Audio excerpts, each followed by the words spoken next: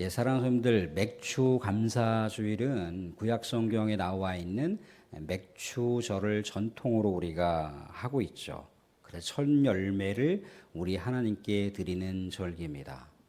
그래서 한국 교회가 이제 보릿고개를 넘고 이제 막 보리추수가 시작될 때 그 보리추수의 첫 열매를 우리 하나님께 드리는 것으로 이 절기를 우리 한국교회에서는 정착시키고 있어 왔습니다. 첫 열매를 우리 하나님께 올려드린다라고 하는 것은 그저 첫 수확물을 우리 하나님께 올려드리는 차원을 훨씬 뛰어넘죠. 우리 인생의 최우선시 되는 분이 하나님입니다라고 고백을 하는 거예요. 가장 먼저이신 분이 하나님입니다라고 그렇게 고백을 하는 거란 말이죠. 또 한 걸음 더 나아가서요. 우리 하나님이야말로 내 인생의 축복의 근원자입니다. 내 삶의 진정한 최대 공급자이십니다라고 고백을 하는 겁니다. 사랑하는 우리는 그동안 또 1월부터 6월달 6개월 동안 살아오면서 삶에 이렇게 저렇게 또 상대적인 여러 부족함이 있을 수 있습니다. 상대적으로 만족스러운 영역도 있지만 상대적으로 이거 너무나 이건 좀 빈약하다, 부족하다라고 그렇게 평가될 수 있는 삶의 영역들이 있을 수 있다는 겁니다. 아니면 이 부분은 우리 하나님께서 풍성하게 채워주셔서 참 감사한 것들이 더 크구나라고 그렇게 고백되어질 수 있는 영역들이 있을 수 있다는 거죠. 그런데 혹여라도 우리의 삶 속에 이렇게 저렇게 내 삶에 여러 감사의 내용들을 또 견주어 보거나 아니면 내 삶뿐만 아니라 상대방과의 삶을 또 견주어 봤을 때 나는 너무나 이 부분들이 부족했다, 빈손이다 라고 그렇게 삶을 냉철하게 또 현실적으로 평가되는 영역이 있다 할지라도 그 영역에서조차도 우리 하나님께 감사로 고백할 수 있는 것, 그것이 믿음의 성도들이 살아가야 되는 삶의 방법이라는 거예요. 왜 그렇습니까? 우리 인생의 주관자 하나님이시요, 우리 사랑하는 성도들, 우리 사랑하는 지체들의 삶을 모르시는 분이 아니라는 거예요. 무엇이 부족한지, 무엇을 채워줘야 될지, 또 무엇을 또 풍요롭게 주셨다면 이 삶을 어떻게 새로운 삶의 은혜로 다 전환시켜야 되실지, 이에 대해서 우리의 모든 일거수일투족에 대해서 정말 아주 세밀한 부분까지 다 알고 계시다는 거예요. 마치 우리 사랑하는 부모님들이 사랑하는 자녀들을 키울 때 무엇이 필요하고 무엇을 채워줘야 되고 무엇이 조금 더 이렇게 풍족한지에 대해서 충분하게 헤아리듯이 하나님 아버지께서는 우리의 삶을 헤아리시는 분이라는 겁니다. 우리의 모든 호불호에 대한 삶, 어떤 부분들을 채워주셔야 될지, 또 채워주실 때 어떻게 채워주시는 것이 가장 우리 하나님의 마음에 흡족할지를 헤아리시는 분이라는 거예요. 그래서 혹여라도 우리의 지난 삶의 내용 가운데 이 부분들은 너무나 결핍이 많았어요, 이런 부분들은 너무나 손해가 많았어요 할지라도 우리 하나님께 감사 고백하는 신실한 믿음의 백성이기를 주님의 이름으로 축원드립니다. 사랑하는 분들, 하나님은요 우리의 삶에 있어서 뭔가 물리적으로 가시적으로 보여주는 것을 부족할 때 채워주시는 분이기도 하지만 뭔가 가시적으로 물리적으로 무엇인가 체험 받았을 때 거기서 만족을 얻을 수도 있습니다. 그렇지만 더 큰 것으로 우리 하나님께서는 우리 믿음의 성도들의 삶을 계획하고 계시더라는 거예요. 우리 누가복음을 5장쯤 보시게 되면 시몬 베드로가 밤새도록 그물을 던져봤지만 물고기를 한 마리도 잡지 못했습니다. 어떻게 보면 낭패감이 이루 말할 수가 없는 거죠. 어떻게 보면 낙심이 이루 말할 수가 없습니다. 이때 주님께서 지나가시다 뭐라고 얘기합니까? 여보시게들, 그물을 더 깊은 곳에 한번 던져보시게 그렇게 말씀을 하십니다. 시몬 베드로가 지금까지 잡은 것이 없지만 말씀에 순종하여 그물을 던져보겠나이다. 그랬더니 어떻게 됐습니까? 그물이 찢어질 정도로 많은 물고기를 잡았다라고 그렇게 나와 있어요. 주님은요 사랑하는 이 갈릴리 호수의 그 어부들의 삶, 그들이 물고기를 잡아서 그들의 생업을 이어가지만 우리 주님은 그것으로 만족하지 않으셨어요. 당시에 물고기 어부라고 하는 그 직업은요 살기가 어려운 직업이 아닙니다. 부유한 직업 중에 하나일 수가 있어요. 풍족하게 삶을 누릴 수가 있는 거죠. 그런데 이제는 우리 주님께서 사랑하는 제자들에게 다른 은혜를 준비하고 계셨다는 거예요. 어떤 은혜를 준비하고 계십니까? 이제는 고기를 낚는 어부가 아니라 사람을 낚는 어부, 사람의 영혼을 살리는 소명자의 삶을 살아갈 것에 대한 새로운 삶의 은혜를 준비하고 계셨다는 거예요. 이게 주님의 마음이라는 거예요. 사랑하는 성도들, 우리 주님은요, 우리 사랑하는 성도님들이 이 세상 살아갈 때 세상 사람들과 견줄 만한 고만한 은혜를 받는 것으로 만족하지 않았어요. 고만한 은혜를 채워주시는 것으로 우리 주님께서는 만족하지 않으신다는 거예요. 우리 주님께서는요, 우리 사랑하는 성도들이 이 세상 가운데 땅을 딛고 살아가지만 땅에서 얻는 것으로 만족하는 차원을 훨씬 뛰어넘어서 하늘에 있는 것으로 삶을 또한 채워가고 하늘의 목표점을 두고 이 땅 가운데 살아가기를 소망하신다는 거예요. 사랑하는 성도들, 우리 인생의 가장 최대의 공급자이자 최대 우리 삶의 축복을 인도해 가시는 주님, 우리 인생의 최대 길라잡이시라는 거예요. 어떤 상황 속에서도 사랑하는 성도들, 상반기에는 너무나 손해가 막심합니다.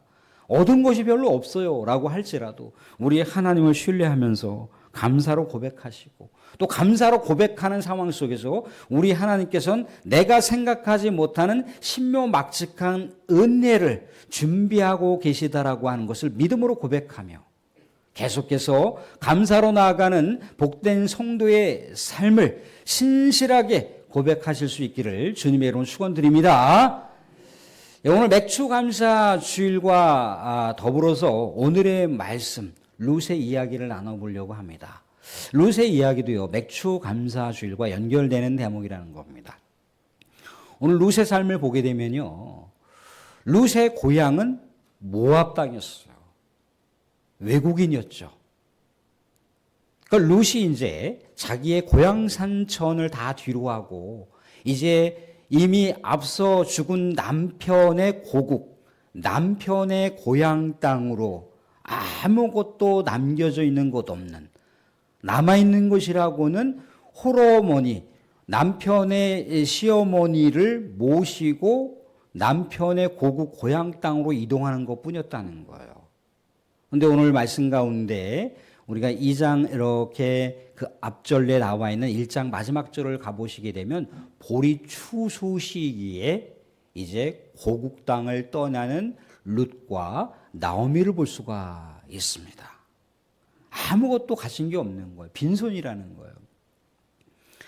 사랑하는 분들, 고대 사회에서는요, 이렇게 고향을 떠난다는 것, 고국을 떠난다는 것은요, 모든 것을 잃어버리는 것을 얘기합니다.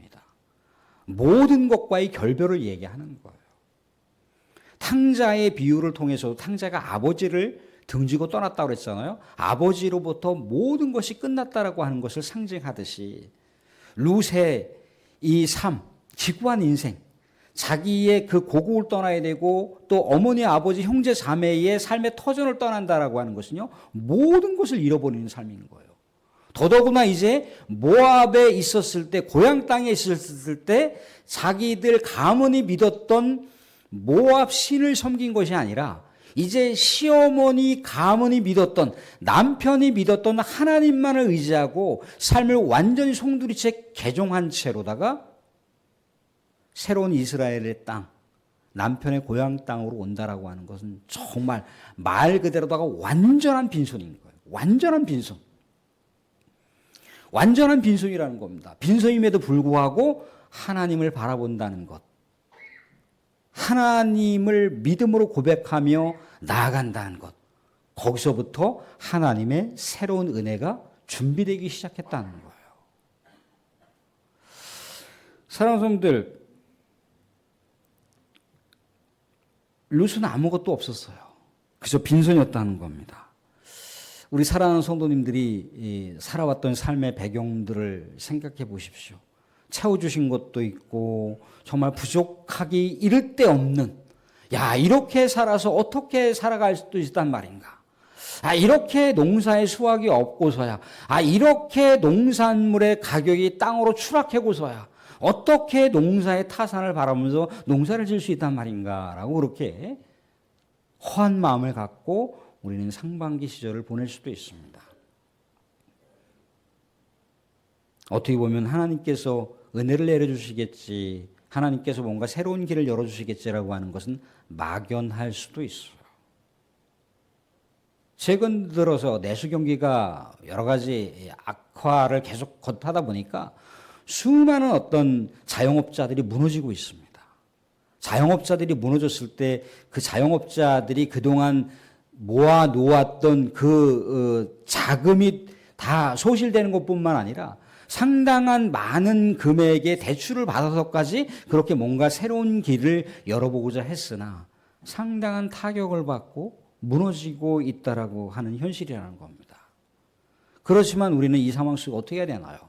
그냥 땅에 털썩 주저앉아서 그냥 멀끄러머니 그냥 어쩔 수 없는 인생이구나라고 탄식하는 것으로 우리 인생의 삶을 그렇게 낙오시키면서 살아갈 수가 없지 않습니까?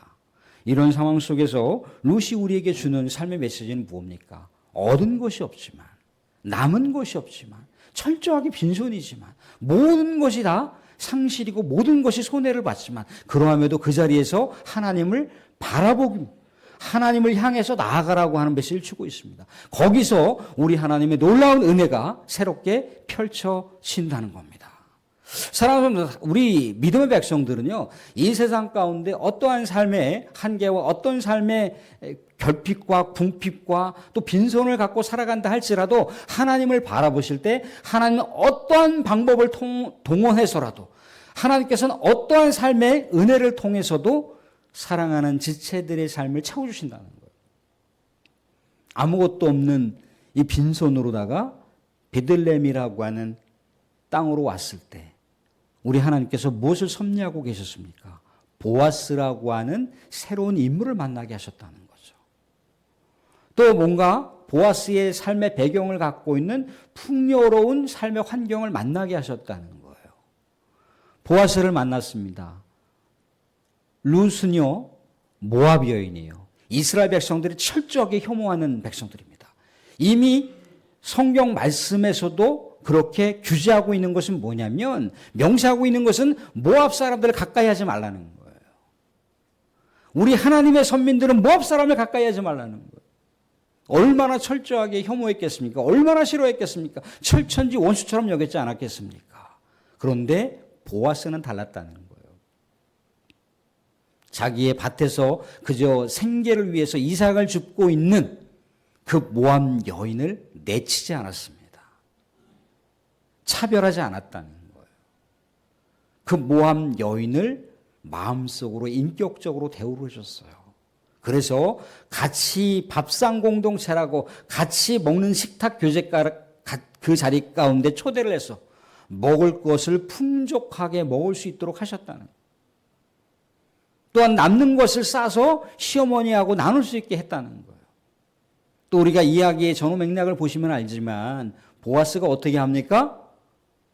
사랑하는 품꾼들에게 이제 저 여인이 이렇게 이삭 줍기를 하러 갈 때 아주 싹싹 긁어서 그렇게 타작하지 말고 적절하게 좀 뽑아서 남기기도 해서 전 모압 여인 룻이 이삭을 줍는데 조금 더 풍족하게 주어갈 수 있도록 그렇게 하라고 조치를 내리는 장면을 볼 수가 있습니다. 더욱이 또한 이 모압 여인 룻에게 다른 곳에 가지 말고 자기의 밭에서 품꾼들을 따라다니면서 이삭을 주우라고 그렇게 풍족한 은혜를 내려주는 장면을 볼 수가 있다는 거죠. 이게 주님께서 채워주시는 은혜의 방법입니다. 사랑하는 보아스라고 하는 인물은요, 우리 주님을 예표하는 인물이에요. 예수님을 예표하는 인물이라는 거예요. 우리가 이런 따뜻한 마음을 가진 또 풍족하게 채워주기를 원하는 그런 주님을 바라보지 않습니까? 보아스는 예수 그리스도를 예표하는 인물입니다. 예수 그리스도께서도요, 그 땅 가운데 혈통적으로 유대 백성이긴 했지만 우리가 알듯이 이방인 백부장의 종의 하인을 치료해 줄 만큼 그렇게 넉넉한 사랑의 마음을 갖고 계셨던 분입니다. 철천지 원수처럼 생각했던 사마리아 여인의 삶을 품어주시고 회복해 주시고 그의 삶을 소송케 하셔서 전인적으로 살아갈 수 있는 삶의 희망을 부어주셨던 분이 주님이세요. 수로보니게 여인이 그 딸이 귀신 들렸을 때 그 귀신을 치료해 주셨던 놀라운 은혜가 많으신 분이라는 거예요. 이렇게 뭔가 육신적으로 치료해 주시고 또한 그의 마음 가운데 이렇게 저렇게 사람들을 통해서 생채기를 입었던 그 마음을 싸매어 주시고 이 세상을 살아갈 수 있도록 그렇게 놀라운 사랑과 은혜를 베풀어 주셨던 분이 주님이시라는 거예요. 주님은 또 한 걸음 더 나아가 어떤 은혜를 베풀어 주셨던가요? 십자가에서 자기의 모든 생명을 내어주시기까지 주님을 바라보는 영혼들을 품어주시고 그들에게 죄사함을 선언하시고 영원한 생명 하나님의 나라를 주셨다는 거예요. 이게 주님입니다. 우리가 바라보는 주님이라는 거예요. 모든 것을 내어주시는 것을 아까워하지 않으신 분이 주님이시라는 거예요. 그런데 사랑하는 지체들이, 사랑하는 우리 성도들이 이 세상 살아가는데 이것이 부족했고 이것이 결핍이었고 이런 것이 너무나 손해를 많이 받고 이런 것이 손실이 너무나 컸고 정말 빈손입니다. 손해가 이만저만이 아닙니다. 라고 하는 그 애처로운 삶의 상황들을 우리 주님께서 아시면 나 몰라라 하시겠습니까? 야, 네 인생이니까 네가 알아서 살아가. 그렇게 하지 않는다는 거. 우리 주님은 인생의 주관자세요. 우리 인생의 진정한 보호자십니다. 우리 인생의 선한 목자세요. 우리의 길을 어떻게 해서든지 행복한 길로 인도하시는 분이 주님이시라는 거예요. 그 주님만 우리가 믿고 의지하며 살아간다 한다면 이미 인생은 이미 축복된 길로 가는 거예요. 엊그저께 제가 이제 우리 은퇴 권사님 중에 한 분을 이렇게 만났어요. 권사님이 이렇게 마음속에 이렇게 뭔가가 있으셨는지 저를 보시면서 이렇게 막 우시더라고요. 눈물을 그 노년의 인생을 살아가면서 뜨거운 눈물을 흘리시는 거예요. 그리운 사람이 있으셨던가 봐요. 근데 그 그리운 사람이 죽은 것은 뭐 어쩔 수 없는 하나님께서 불러가시는 거지만 어쩔 수 없는 거지만 예수를 믿지 않았다라고 하는 것 때문에 너무너무 가슴이 찢겨지듯이 아프다고. 마치 10대 소녀처럼 이렇게 엉엉 우시더라고요. 사랑하는 분들, 우리가 이 세상을 살아가는 데 있어서 예수님을 믿고 살아간다는 것, 그것은 무한한 희망이에요. 무한한 소망입니다. 예수 그리스도를 안 믿고 살아간다라고 하는 것이 아픔이고 우리 하나님 아버지의 마음으로는 그것이 우리 하나님 아버지의 마음을 갈기갈기 찢는 고통스러운 그런 모습이지만 우리 예수님을 믿고 하나님의 그 거룩한 특권을 입은 백성으로 살아간다는 것은요, 우리가 일상생활 속에서 가시적으로 이런저런 손해를 보고 물리적으로 이런저런 여러 가지 결핍과 빈손이라 할지라도 거기가 바로 소망이 될 수가 있어요. 보아스는 예수 그리스도를 예표하는 인물입니다. 보아스가 풍족하게 채워주는, 풍족하게. 이 상황을 시어머니에게 이야기했습니다. 시어머니가 이 보아스라고 하는 인물이 어떤 인물인지를 간파했어요. 그렇죠? 자기 가문을 이어갈 수 있는 가문의 식구들, 친족 중에 하나라는 거예요. 근데 사랑하는 성도들, 구약 성경은 하나님의 구속의 역사를 담은 이야기예요. 구약 성경 자체로 이야기가 끝나는 게 아니란 말이죠. 이것을 통해서 우리 하나님의 구속의 은혜를 깨닫게 하시기 위해서 구약 성경이 기록되어 있는 거예요. 이 보아스는 우리 하나님의 구속의 역사를 만들어가는 인물이에요. 이 구속의 역사를 누구와 더불어 만들어갑니까? 누구와 더불어서? 룻과 더불어서. 그래서 아까 예수님의 제자들이 업으로서 살아가기에도 부족함이 없는 그런 풍족한 삶을 살아갔지만 이제 업으로서가 아니라 영혼을 살릴 수 있는 놀라운 소명의 은혜를 우리 주님께서 주셨잖아요. 보아스를 통해서 뭔가 하루하루 일용할 양식을 채워가는 것으로 끝나는 것이 아니라 하나님의 위대한 구속의 나라를 만들어갈 수 있는 구속 역사의 주인공으로다가 이 룻을 사용하시고 있더라는 거예요. 보아스가 오늘 말씀 가운데 이렇게 나와 있습니다. 20절 말씀은 같이 한번 읽어보도록 하겠습니다. 20절 말씀 같이 한번 봅니다. 같이 시작. 나오미가 자기 며느리에게 이르되 그가 여호와로부터 복 받기를 원하노라. 그가 살아있는 자와 죽은 자에게 은혜 베풀기를 그치지 아니하도다 하고, 나오미가 또 그에게 이르되 그 사람은 우리와 가까우니 우리 기업을 물을 자 중의 하나이니라 하니라. 이 보아스가 누군가요? 다윗의 증조 할아버지죠. 룻은 다윗의 증조 할머니예요. 이 보아스와 룻 사이에 오벳이라고 하는 인물이 나오고, 오벳이라고 하는 인물의 아들이 이새요, 이새. 이새가 누군가요? 다윗의 아버지죠. 위대한 성군의 나라를 새롭게 만들어갈 수 있는 우리 하나님의 역사의 주인공으로다가 이 룻을 사용하실 뿐더러 이 다윗의 계보를 이어 누가 가고 있습니까? 온 인류의 역사를 구원의 나라로 만들어 가시는 예수 그리스도의 계보가 이 다윗의 계보로 이어지는 거잖아요. 우리 하나님의 은혜는 이렇다는 겁니다.